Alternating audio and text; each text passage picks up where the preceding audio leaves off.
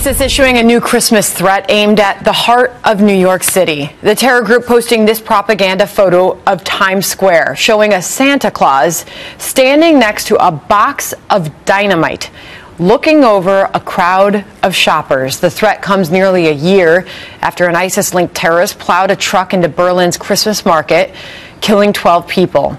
The market reopened for business yesterday. Let's bring in Fox News military analyst, retired four-star General Jack Keane. General, how should we respond to a threat like this?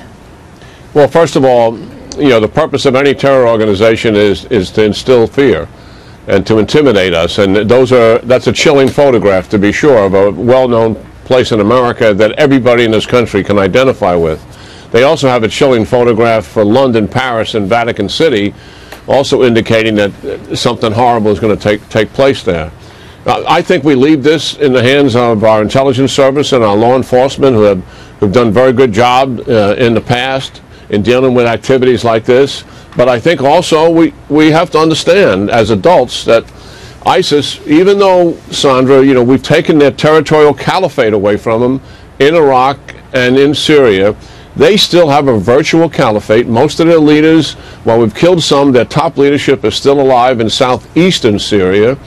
And they still inspire followers, they direct some, and they support some in carrying out these attacks. They're still out there. They're a dangerous organization, and we have to understand who they are and what they're trying to do. But at the end of the day, go about our lives. Let's live our lives. General, that's what a lot of people are probably asking themselves. I mean, thousands, tens of thousands of people shopping in New York City, planning to be in Times Square, possibly for New Year's Eve, for the ball to drop.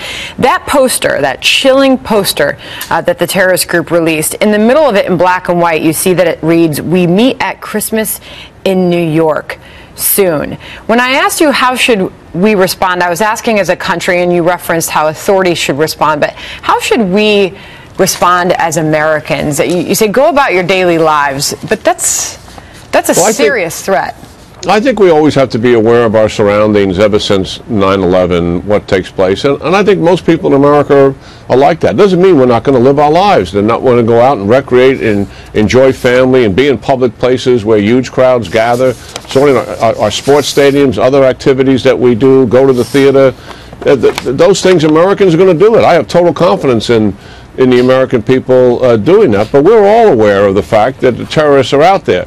Listen, if we had multiple attacks going off every month in this country in multiple cities, that would be another issue, but we don't have that. And we have very good intelligence services, we've got very good law enforcement agencies that have prevented a number of attacks from taking place. So yes, ISIS is out there. They've expanded into 30 countries. They were the fastest growing terrorist organization in modern history.